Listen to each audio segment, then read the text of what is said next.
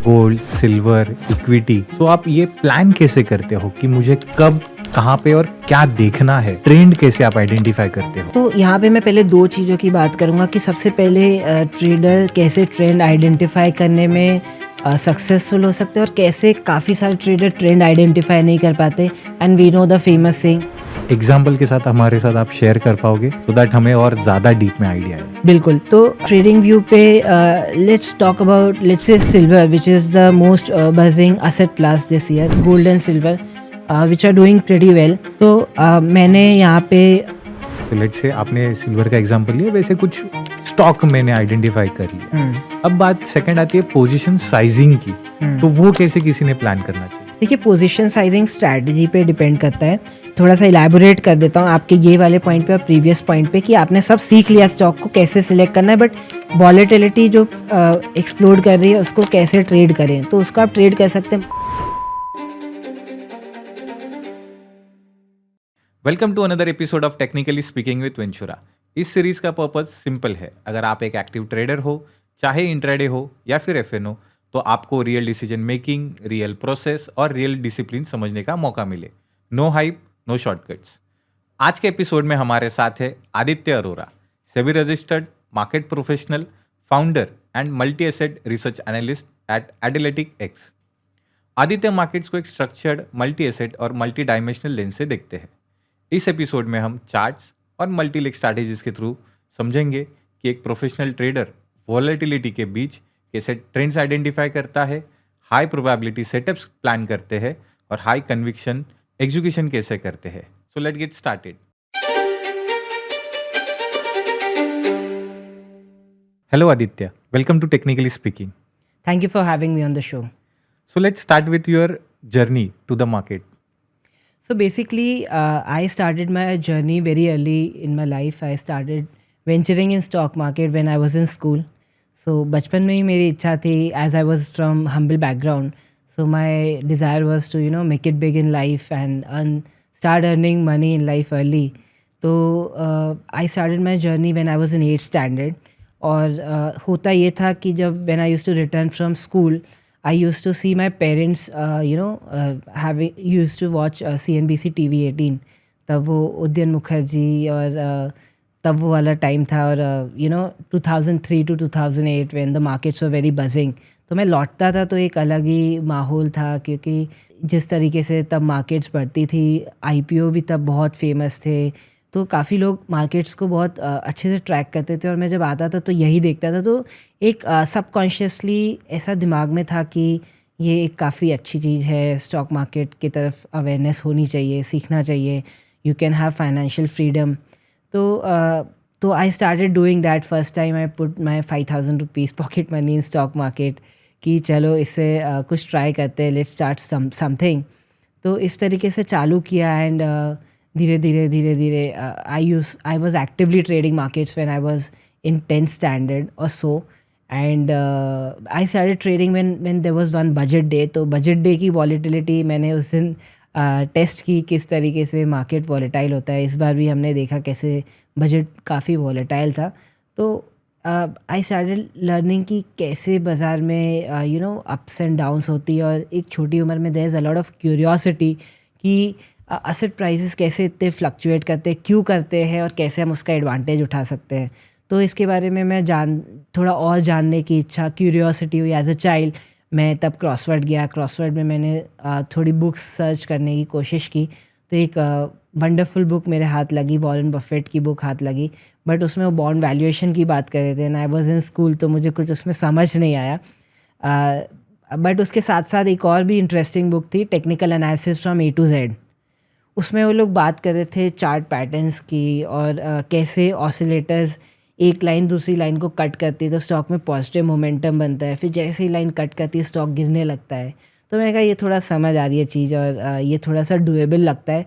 और वो बुक मुझे इतनी इंटरेस्टिंग लगी कि मैंने उसकी वो पूरी बुक फटाक से पढ़ ली and I also bought paid softwares. तब के टाइम में, आज से 10-15 साल पहले, I bought a lot of paid softwares to track technical analysis. तब इतने सॉफ्टवेयर्स नहीं थे। तो मैं उसको जैसे ही स्कूल से वापस आता था, I use to watch how these strategies are working, indicators are working, and it was very interesting. Then I went to college में भी I used to actively trade markets, and very exciting times, early in life when you start doing stock market, it's the best thing you can do. So I failed early, I started early, and इसी के साथ साथ मुझे globally तब भी, जैसे आज silver बहुत बजिंग है, इतना हर जगह जहाँ जाओ गोल्ड सिल्वर बातें हो रही है, इवन पानी पूरी खाओ तो वो भी कहता है कि मैंने सिल्वर खरीदा है। तो उस ज़माने में भी बहुत पॉपुलर था ये दिस इज़ अराउंड 2008 एंड 10। तब मार्केट्स कोलैप्स कर गई थी, बट बुलियन मार्केट बहुत अच्छा चल रहा था, तब सिल्वर टच 75,000। फिर अभी इतने सालों बाद 2 to 3 years back, that breakout happened about 75,000, but at that time वो रैली बहुत अच्छी थी, 3 to 4x रैली सिल्वर में देखने को मिली। तो अगेन एक ऐसा था कि ये प्राइसेस इतने बढ़ क्यों रहे, जैसे आज भी लोग सोच रहे इतना कैसे बढ़ गया, सिल्वर का प्राइस तो असली में 50,000 1 लाख ही होना चाहिए, but why is now trading at 4 lakh 3 lakh. तो एक क्यूरियोसिटी थी, I started reading Economic Times also, and तब Federal Reserve was again very active and it was deciding कि कैसे रेट हाइक करे, कैसे डिक्रीज़ करे, तो उस हिसाब से बुलियन मार्केट पे क्या असर आता है।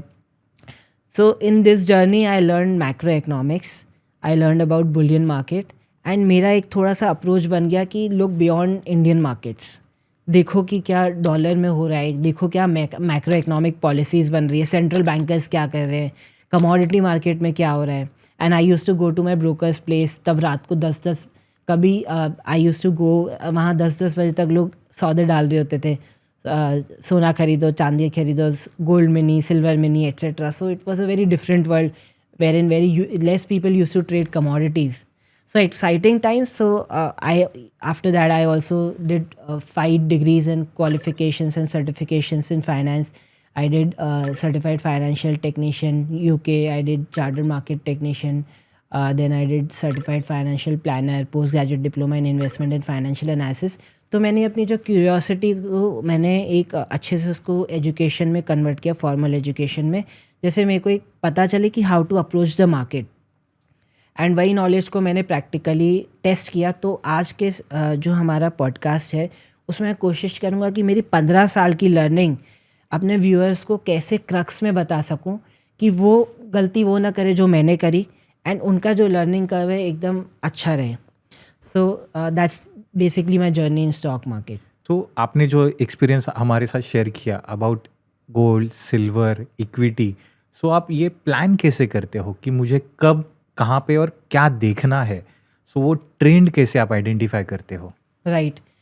तो यहाँ पे मैं पहले 2 चीज़ों की बात करूँगा कि सबसे पहले ट्रेडर कैसे ट्रेंड आइडेंटिफाई करने में सक्सेसफुल हो सकते हैं, और कैसे काफ़ी सारे ट्रेडर ट्रेंड आइडेंटिफाई नहीं कर पाते। And we know the famous saying that 95% 90% traders actually fail in first 90 days, और they lose 90% of the capital very early. तो basically the problem is in identification of trend, कि trend कैसे identify करें और उसको ट्रेड कैसे करें। तो मेरा अप्रोच मैं डिस्कस करूँगा कि how I do it, and few of the strategies which I actually do. तो सबसे पहले ट्रेंड आइडेंटिफाई करने के लिए मूविंग एवरेज एक बहुत क्लासिकल टूल है, बहुत इजी टू एग्जीक्यूट है, और मुझे लगता है कि कॉम्प्लेक्सिटी में लोग ऐसे इजी टूल्स को भूल चुके हैं। आपको basically 200 day moving average plot करनी है, 100 डे मूविंग एवरेज प्लॉट करनी है, 50 डे मूविंग एवरेज प्लॉट करनी है। 200 डे आपको 1 ईयर का ट्रेंड बताएगी, लॉन्ग टर्म ट्रेंड बताएगी। अगर स्टॉक आपका 200 डे मूविंग एवरेज के ऊपर ट्रेड कर रहा है, आप कॉन्फिडेंस के साथ कह सकते हैं कि स्टॉक में स्ट्रेंथ है और यहाँ पे एक अप ट्रेंड हो रहा है।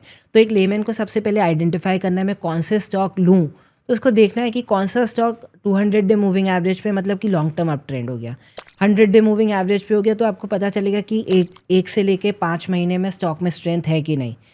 और 50 डे मूविंग एवरेज में आप देखेंगे तो कि मंथली एक्शन कैसा बन रहा है, 1-2 महीने में क्या एक्शन बना है। और 10 से 20 डे एक्सपोनेंशियल मूविंग एवरेज आपको बताएगी शॉर्ट टर्म में टाइमिंग कैसे करना है। तो मूविंग एवरेज से आपको पता चल गया कि ट्रेंड कैसे आइडेंटिफाई करना है। फिर आपको आइडेंटिफाई करना है ब्रेकआउट। तो आप ब्रेकआउट देख सकते हैं कि सुपर ट्रेंड से, super trend will give you confirmation of the trend. अगर आपको दिखा कि स्टॉक मूविंग एवरेज के ऊपर है, अब आपको देखना है कि सुपर ट्रेंड के ऊपर स्टॉक निकल रहा है, मतलब आपको सेकंड कन्फर्मेशन मिल गया कि हाँ, on 2 parameters the stock is looking positive. तो आप वो स्टॉक को अलग से स्कैन करके अलग रखेंगे in your positive radar. Moving average के ऊपर है और सुपर ट्रेंड के ऊपर है, इट्स अ बुलिश स्टॉक। अगर मूविंग एवरेज और सुपर ट्रेंड के नीचे है तो it's a bearish stock. Third चीज़ आपको देखना है कि बोलिंगर बैंड स्ट्रैटेजी के थ्रू आप उसको फिर से माइक्रो टाइमिंग कर सकते हैं। उस पर मैं आऊँगा, थोड़ी सी कॉम्प्लेक्स स्ट्रैटेजी है। थर्ड चीज़ मैं कहूँगा कि अब मोमेंटम देखें। कई बार स्टॉक ब्रेकआउट देता है बट फेल्ड ब्रेकआउट देता है, उसमें पैसा नहीं बनता है, लोगों के पैसे टूटते हैं। तो आपको देखना है कि मोमेंटम मैंने पकड़ा तो सही, बट क्या ये लंबा चलेगा, क्या मेरे यहाँ पे पैसे बनेंगे। तो आप ADX में देखिए, उसमें 3 लाइंस आपको मिलेंगी। एक ADX की लाइन होगी, फिर directional index plus directional index minus की होगी, DI प्लस DI माइनस। तो आपको देखना है जब DI प्लस DI माइनस के ऊपर ब्रीच करता है, उसको उसके ऊपर क्रॉस करता है, तो मतलब स्टॉक में एक पॉजिटिव मोमेंटम बन रहा है। और जब positive DI plus line ADX के भी ऊपर क्रॉस करती है तो स्टॉक में और मोमेंटम बन रहा है। तो इससे आपको 3 पैरामीटर में अगर आपको कंफर्मेशन मिल जाए, पहला आपके मूविंग एवरेजेस हो गया। सिंपल मूविंग एवरेज में आपको लॉन्ग टर्म ड्यूरेशन पता चला, एक्सपोनेंशियल मूविंग एवरेज में आपको शॉर्ट टर्म टाइमिंग पता चल गया। सेकंड आप देखेंगे सुपर ट्रेंड में आपको कंफर्मेशन मिल रहा है, मतलब कि वो थोड़ा सा कंसिस्टेंट ट्रेंड है। और थर्ड ADX से आपको पता चलेगा कि ये ट्रेंड में बारूद कितना है, कितना ऊपर भाग सकता है। क्या ये सिल्वर वाली तेज़ी है कि या फिर हमारा कोई और इक्विटी स्टॉक की रैली है जो इस बार पटाखा फुस निकला है काफ़ी जगह 1-2 साल से। तो ये 3 पैरामीटर्स से आप देख सकते हैं।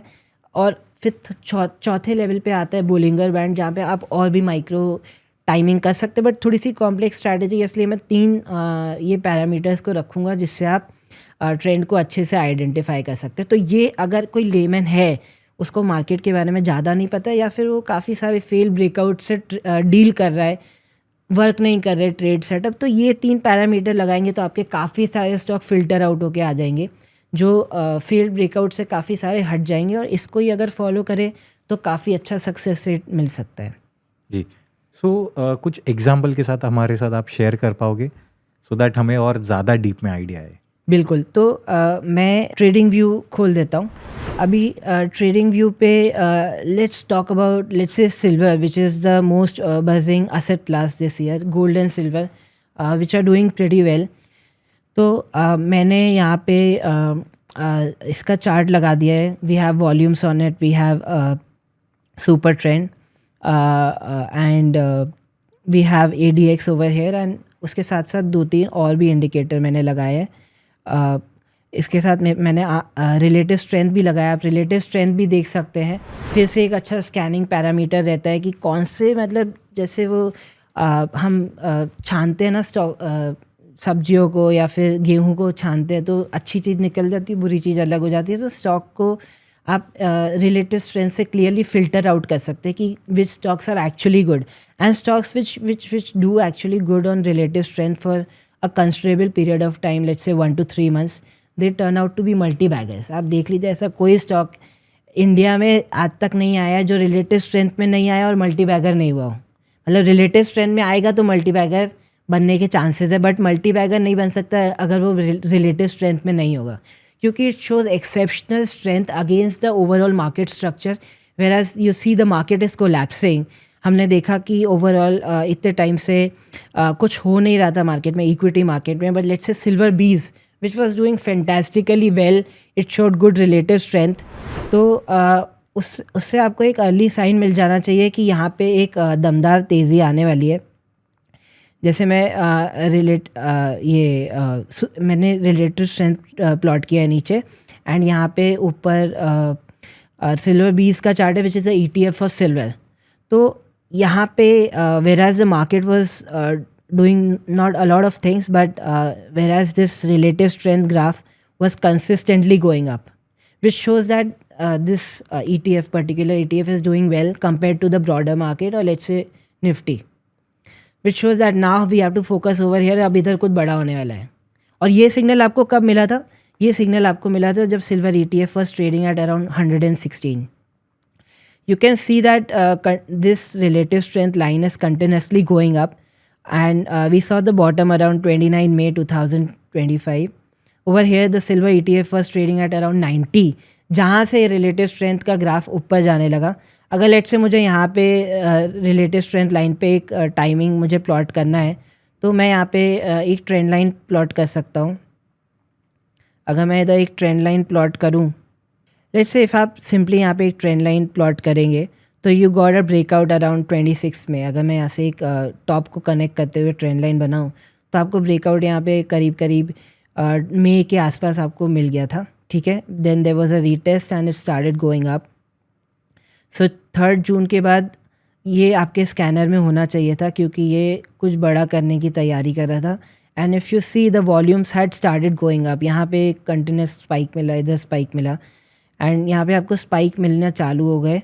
एंड आखिरी आप इसको कैसे कर सकते हैं, डाउ थियरी, जो भी टेक्निकल एनालिसिस करते हैं उसको डाउ थियरी हमेशा समझनी चाहिए, which is the basic backbone और the basic theory on basis of which technical analysis have been developed. Dow theory कहती है अगर stock higher high higher low बनाता है तो स्टॉक में अप ट्रेंड में जाने की पूरी शक्ति है, राइट।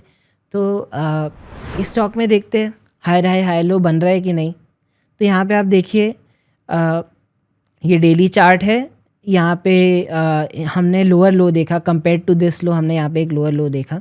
फिर स्टॉक ने एक ये लेवल था 77, वहाँ से स्टॉक ने जंप लगाया 95। Then we saw a lower low which was 90, sorry higher low compared to the previous low which was at 77। अब हमने लो देखा 90 which is higher low. So for up trend to get establish we need to have higher high higher low. So we saw a higher low at 90. Then we saw a higher high which was at 106. इससे पहले का high था हमारा 98 का। तो हमने एक higher high भी देखा, हायर लो भी देखा। अब स्टॉक डाउ थ्योरी के हिसाब से भी ब्रेकआउट दे रहा है सिल्वर बीज। So now over here we are seeing the stock has gone to 105। तो यहाँ पे मैं अगर एक ट्रेंड लाइन बना दूँ कि यहाँ पे एग्जैक्टली हो क्या रहा है, तो मैंने यहाँ पे कलर चेंज कर दिया है, अब दिखेगा। तो यहाँ से मैंने हाई टू हाई कनेक्ट कर दिया, ये इसका ब्रेकआउट यहाँ पे एक्टिवेट हो गया है। यहाँ पे this stock actually saw good spot, right. यहाँ पे एक अच्छा यहाँ पे हमने ब्रेकआउट देखा। अब ये डाउ थ्योरी के हिसाब से भी कंफर्म गया। हमने कितने सारे पैरामीटर्स पे कंफर्म किया, एक तो डाउ थ्योरी पे किया, रिलेटिव स्ट्रेंथ पे किया।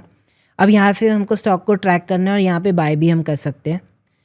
अब ये स्टॉक ने नया हाई लगाया 106। अब लो देखना है क्या ये इस लो को ब्रीच करता है क्या, 90 के लो को। तो यहाँ पे ब्रीच किया नहीं किया, यहाँ पे आया 101। फिर देखना है ये हाई को इसने ब्रीच किया कि नहीं, तो हाँ इसने किया, अब आया यहाँ पे 111। अब देखना है कि जो पहले का लो है इसको ब्रीच किया कि नहीं, जो है 100। अब इसने यहाँ पे ब्रीच नहीं किया, 105। So it's showing continuous strength कि जब नीचे मंदी हो रही है तो बायर आ जा रहे हैं और तेज़ी हो रही है तो बायर्स एग्रेसिवली इसके लिए बिड कर रहे हैं। अब बड़ी तेज़ी आई यहाँ पे।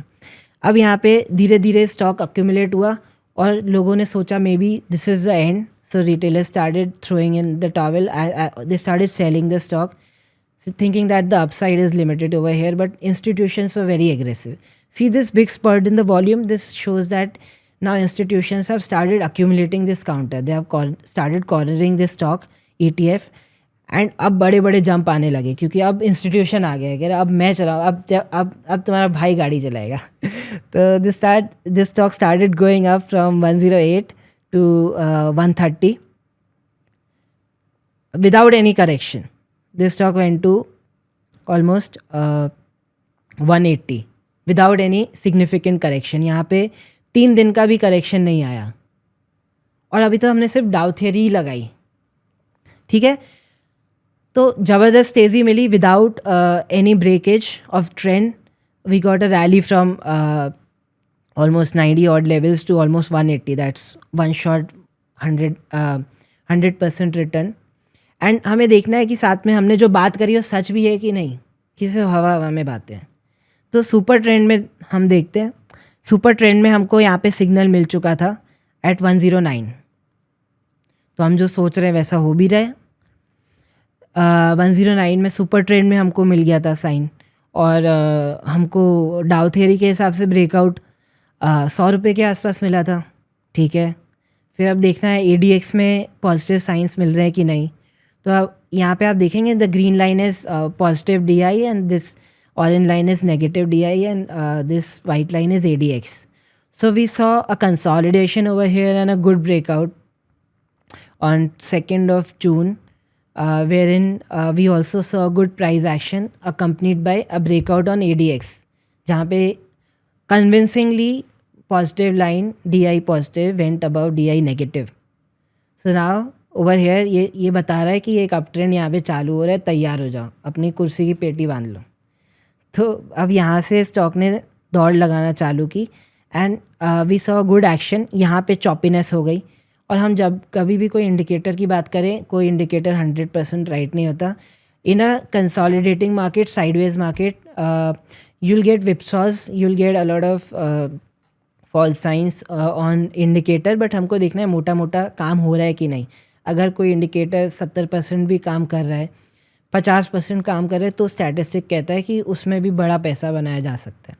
तो यहाँ पे हमने देखा कि जो इसने हमें जर्नी दिखाई. ऑलमोस्ट 94 से हमने हाई देखे यहाँ पे 112 के, फिर यहाँ पे चॉपीनेस आ गई, वो भी 106 के लेवल पे. तो स्टिल गुड इनफ. एंड आगे वापस ये चॉपीनेस के बाद ADX में एक ब्रेकआउट आया at 109 or 110 level, wherein the positive DI line was convincingly above a negative DI line and ADX. अब ये भी कह रहा है अब यहाँ पे तैयार हो जाओ, ठीक है. इफ़ यू थिंक अभी आराम से करेंगे, चाय पी के करेंगे, 1-2 दिन बाद घूम के करेंगे, तो it's not going to work, because थोड़े दिन बाद price was trading at 120. And फिर हमने सोचा चलो अब 110 आएगा ना. मैं पहले जब सोच रहा था वो भाव आएगा तब लूँगा, फिर भाव कभी नहीं आया. Now the price is at 180. Now the price shot up exactly 180. फिर भी हमने सोचा अब जब 110 आएगा ना तब मैं ले ही लूँगा, सब पैसे डाल दूँगा. Although you shouldn't do that, but you know revenge trader में थिंक अब मैं इसको ना, मैं सारा माल मैं ही ले लूँगा. I will just get back in to the trend with aggression. But that price never came. And now from 130, as we were discussing high low, this stock didn't make a lower low, which was a confirmation that it's in a strong uptrend as per the Dow theory. तो अब ये 130 से सीधा इसने अब कहाँ पहुँचा, ये सीधा यहाँ से see it's going one way. Not even a decent correction over here. जो भी करेक्शन आया वो इंट्राडे आया एंड वहाँ से स्टॉक सीधा गया यहाँ पे 340. तो वो 110 मेरा आया ही नहीं. It went to 360. बट हमारा हम जो बात कर रहे थे वो सच है कि झूठ है. हम जो बात कर रहे थे उसमें चीज़ें सच हो रही है कि नहीं, वर्क कर रहा है कि नहीं. तो we got a confirmation on ADX, we got a confirmation on relative strength. I have plotted Bollinger band over here. Even you can say that Bollinger band में जो बीच की जो लाइन होती है, जो यहाँ पे ब्लू लाइन से डिपिक्टेड है, अगर स्टॉक उसके ऊपर ट्रेड कर रहा है तो it shows that moving average के ऊपर ट्रेड कर रहा है. The screen will become little clustered and congested, इसलिए मैंने अभी वो प्लॉट नहीं किया है. बट इफ़ यू सी तो मूविंग एवरेज के भी ऊपर ये ट्रेड कर रहा था और उसने कंफर्मेशन दिया कि यहाँ पे एक अच्छा ब्रेकआउट आपको देखने को मिलेगा. तीसरा हमने सुपर ट्रेंड की बात करी थी. सुपर ट्रेंड में भी आप देखेंगे तो आपको बहुत अच्छा इसने एंट्री और एग्ज़िट दिया है. तो यहाँ पे सुपर ट्रेड हमें यहाँ पे ब्रेकआउट मिला था एक्चुअली, इधर मिला था. And I think we didn't get any exit after that. We got entry at 91 levels, 91 odd levels. And फिर हमको देखना है कि सुपर ट्रेंड से नीचे स्टॉक कब गया है. तो कब गया है यहाँ पे, तो इधर गया है, दिख रहा है 105 पे. तो 91 पे एंट्री दिया, 105 पे एग्ज़िट कराया. फिर वापस एक बार एंट्री मिली हमको 110 पे, फिर करेक्शन आया वहाँ पे टिल 107. और हमको देखना है अभी कब सुपर ट्रेंड के नीचे बीच हो रहा है, मतलब हमें वहाँ पे प्रॉफिट बुकिंग करनी है, एग्ज़िट करना है, लॉस बुक करना है. अब कोई एग्ज़िट आया है क्या, लेट्स सी. तो 105 पे एंट्री दी है, 110 पे एंट्री दी है and we got an exit at 152. So काफ़ी अच्छी बड़ी रैली मिल सकती थी. तो ये जो फ्रेमवर्क मैंने आज बना के दिया, ये ट्रेडर यूज़ करके कॉन्फिडेंटली बाज़ार को ट्रेड कर सकता है. उसको किसी से पूछने की ज़रूरत नहीं है बाज़ार आज क्या लगता है, बाज़ार कल क्या लगता है, 1 महीने बाद क्या लगता है. Although practice is always required given that market structure have become so dynamic.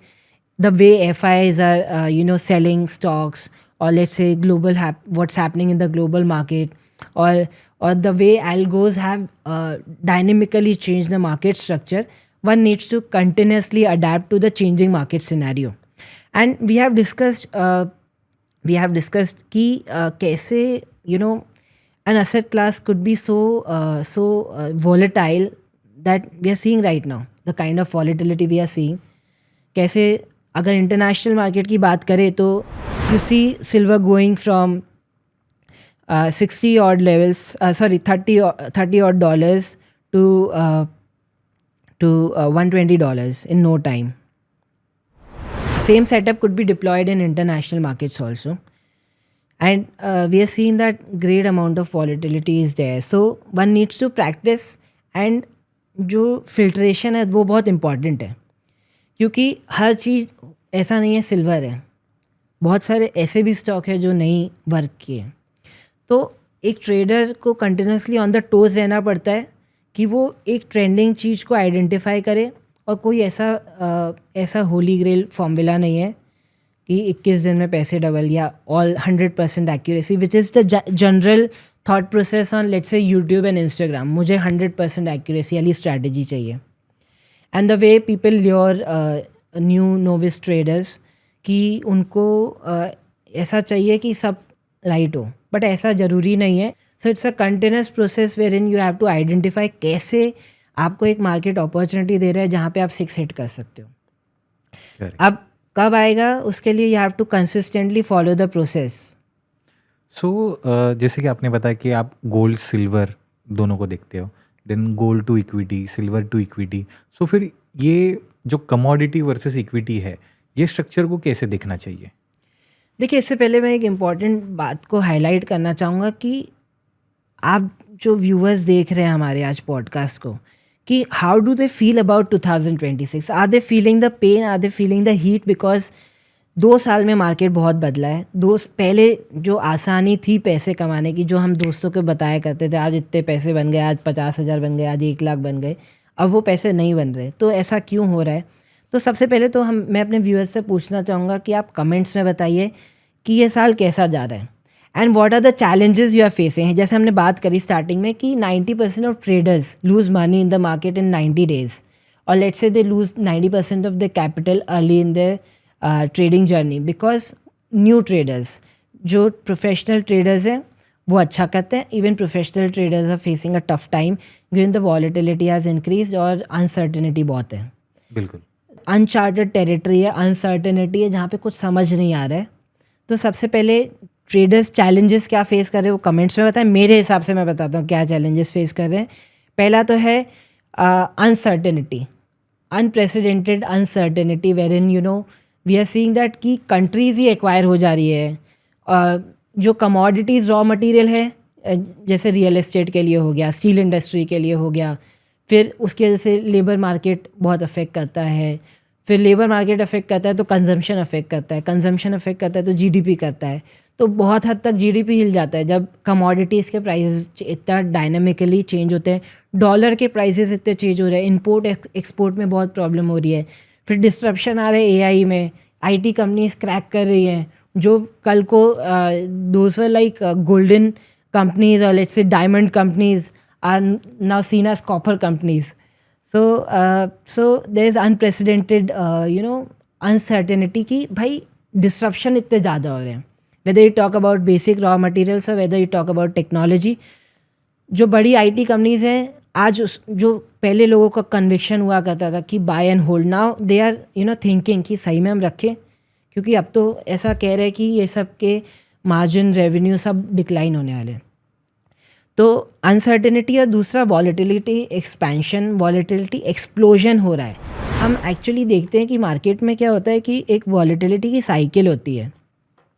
तो कुछ साल वो बहुत शांत रहती है और कुछ साल एक्सप्लोजन आता है. अब आप देखिए कि इतने टाइम के बाद शांति के बाद मैंने S&P का विक्स खोला है which actually gives a barometer or let's say a view of what's happening in the global market which affects our market also. तो ओवरऑल बाजार में वॉलेटिलिटी कैसी है? वॉलेटिलिटी मतलब कि अनसर्टेनिटी, कितना प्राइस फ्लक्चुएट कर सकता है एक साल में. तो लेट्स से विक्स 45 है तो 45% वॉलेटिलिटी पूरे साल भर में आप देख सकते हैं मोटा मोटा. एंड अगर विक्स ज़्यादा है तो लोगों को समझ नहीं आ रहा है, ऑप्शन के प्राइसेस बहुत जंप कर रहे हैं और डिक्लाइन भी बहुत जल्दी कर जाते हैं। तो इस सिनेरियो में ट्रेडर्स के लिए बहुत मुश्किल हो रही है। Uncertainty, second volatility explosion. जैसा मैंने पहले बोला कि आपको पता नहीं सुबह उठेंगे तो ये कंट्री किसी और की हो, ये प्राइजेस ही कुछ और हो। जैसे बीच में हमने कॉपर में देखा था एक ही दिन में 10-20% का jump, which doesn't move like that every day, और it hasn't move for so many years. The volatility which we saw in silver was 8 sigma volatility, which we don't see in many years. I think it's the biggest move seen since last 1980, means 45 years का सबसे बड़ा volatile move. तो ऐसा नहीं है कि ये market हमने 1 साल पहले देखा था वैसा है, 10 साल पहले देखा था वैसा है, ये तो 2008 का भी डैडी है, राइट? तो इस सिनेरियो में हमको थोड़ा सा अपने आप को चेंज करना पड़ेगा, समझना पड़ेगा कैसे करें। मैंने आपको बताया कि पहले तो आप स्ट्रक्चर समझिए कि कैसे इसको ट्रेड करना है, चैलेंजेस समझिए कि आप क्या चैलेंजेस फेस कर रहे हैं, और उसको डील करने के लिए प्रॉपर आपको सिस्टम बनाना पड़ेगा। ओके, तो सो अब जैसे आपने जो सेटअप्स बताया along with the moving average, hmm, जो बेसिक डाउ थ्योरी है वो, hmm, then relative strength. Hmm, अब मान लीजिए कि मैंने कोई एक आइडेंटिफाई कर लिया, हम्म, सो लेट्स से आपने सिल्वर का एग्जांपल लिया, वैसे कुछ स्टॉक मैंने आइडेंटिफाई कर लिया। हम्म, अब बात सेकंड आती है पोजीशन साइजिंग की, हम्म। तो वो कैसे किसी ने प्लान करना चाहिए? देखिए, पोजीशन साइजिंग स्ट्रैटेजी पे डिपेंड करता है। मैं आपको थोड़ा सा इलैबोरेट कर देता हूँ आपके ये वाले पॉइंट पे और प्रीवियस पॉइंट पे कि आपने सब सीख लिया स्टॉक को कैसे सिलेक्ट करना है, बट वॉलेटिलिटी जो एक्सप्लोड कर रही है उसको कैसे ट्रेड करें। तो उसको आप ट्रेड कर सकते हैं मल्टी एसेट स्ट्रैटेजी के थ्रू, पेयर ट्रेडिंग के थ्रू, जो basically I specialize in that strategy. उसमें हम करते क्या है कि जैसे आप अगर नेकेड गोल्ड को ट्रेड कर रहे हैं तो आपको पता है बहुत वॉलेटिलिटी है भाई, सिल्वर को नेकेड ट्रेड करें तो बहुत वॉलेटिलिटी है, सहा नहीं जाएगा। इसमें आप क्या करेंगे, दो चीज़ का पेयर बना देंगे। जैसे अब मैं यहाँ पे एक आपको स्ट्रैटेजी बताता हूँ, गोल्ड टू सिल्वर रेशियो जो बहुत फेमस है। आपको ट्रेडिंग व्यू पे जाना है, गोल्ड डिवाइड बाय सिल्वर करना है और यहाँ पे इसको सिलेक्ट कर देना है। अब आपको यहाँ पे एक रेशियो मिल जाएगा, ठीक है। अब आप यहाँ देख सकते हैं कि यहाँ पे प्राइस 101 आ गया। तो this will give you an idea कि ये गोल्ड की वैल्यू हो गई 1 करोड़ की, लेट्स से डिवाइड बाय नीचे सिल्वर की वैल्यू हो गई 1 करोड़। तो वो रेशियो जो आ रहा है ना वो अभी आ रहा है 65 या। तो अगर आप इस रेशियो में करेंगे ना तो क्या होगा कि as you are combining two asset classes volatility थोड़ी सप्रेस हो जाती है। लेट्स से आपको अगर तेज़ी करनी है तो आप नेकेड तेज़ी करो गोल्ड में, वर्सेस लेट्स से आप गोल्ड टू सिल्वर रेशियो से करो, means you buy gold and sell silver, okay, जो which has played out recently very well. तो उसमें क्या होगा कि आपकी वॉलेटिलिटी थोड़ी सी कम हो जाएगी। जैसे सिल्वर में डायरेक्टली 20% वॉलेटिलिटी है तो इसमें 10% आपकी वॉलेटिलिटी है। जब अभी कल 20% सिल्वर गिरा था तो यहाँ पे जो गोल्ड टू सिल्वर रेशियो में चेंज आया था वो 10% आया था। So your volatility is going down by half, 50%। तो मुझे गोल्ड पे तेज़ी करनी है, मुझे गोल्ड तेज़ी लगता है, बट मुझे नेकेड पोजीशन ले जाने में डर लगता है रात को कि अब मैं लेके गया तो कल गिरा, अगर डील हो गई यूएसए और ईरान की हो गई, रशिया की तरफ कुछ सेटलमेंट हो गया तो 5% गैप डाउन हुआ तो क्या होगा। तो मैं गोल्ड को बाय करूँगा, सिल्वर को सेल करूँगा। ओके, इस तरीके से मैं तेज़ी को प्ले कर सकता हूँ। Let's say I believe that कि मुझे सिल्वर की तेज़ी प्ले करनी है बट मुझे बहुत डर लगता है वो प्ले करने में। तो I will go long on silver and cell gold, although they both move in the same direction, but I feel that the parity which has been developed in last 50 to 100 years, it will break and silver will become more valuable. So I'll buy silver and sell gold if I believe that silver will actually do well. Although I feel that कि 50 साल का breakout आया है, $50 का breakout आया है, तब मुझे लगता है कि ये जल्दी से सेटल डाउन नहीं होगा। May be it could go towards $150 in few years, it could go towards $159। तो यहाँ से अच्छा स्पेस है।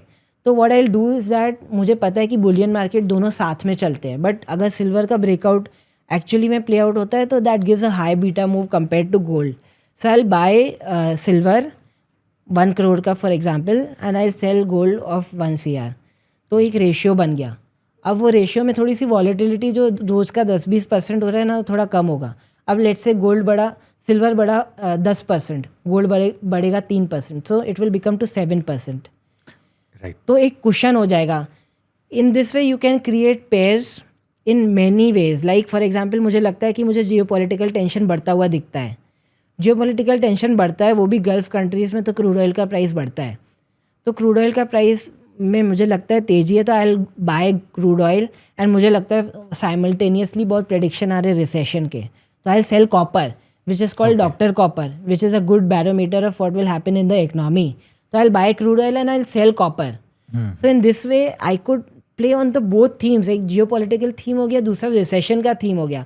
अब आप इक्विटी में ओनली लॉन्ग स्ट्रैटेजी करते हो तो आपको समझ नहीं आता मैं रिसेशन से डील कैसे करूं, क्योंकि मेरे पास तो एक ही अप्रोच है कि मैं सिर्फ स्टॉक को बाय करूंगा, जब मेरा भाव आएगा तब मैं बेचूंगा। बिल्कुल। So you pretty much get stuck into that trade. Whereas if you look at FIs, they deploy all sort of multi-leg strategy, multi-asset strategy, which gives them a lot of flexibility. They are not only trading one market, they are trading India versus, let's say, Japan, India versus USA. They are creating pairs like that. Okay. And they are creating strategies, equity versus commodities also. Let's say if I feel that now gold is very much overvalued, if I feel like that, then I will buy equities and I will sell gold. In this way, I could play upside of equities, and I could say that now the scenario will get little better. So now let's sell gold because tension will go down. If tension will go down, then I'll sell gold and I will play the upside. Now good scenario is going to play out. So in this way, you can create the multi-asset तो like strategy. हमने structure देखा, हमने psychology देखा। Okay, अब जाते जाते हम ये एक देखना पसंद करेंगे कि कभी कभी फेक ब्रेकआउट हमें मिलते हैं। सो वो अगर 2-3 पॉइंट्स में आप बता पाओगे कैसे आप टैकल करोगे? देखिए, सबसे पहले मैं आपको एक क्विकली एक क्रक्स बता देता हूँ कि सबसे पहले ट्रेडर को आइडेंटिफाई करने हैं 3 स्ट्रैटेजीज जो मैंने बताई। कि आप डाउ थ्योरी में देखिए हायर हाई लो लग रहा है कि नहीं, तो बाय करिए वरना मत करिए।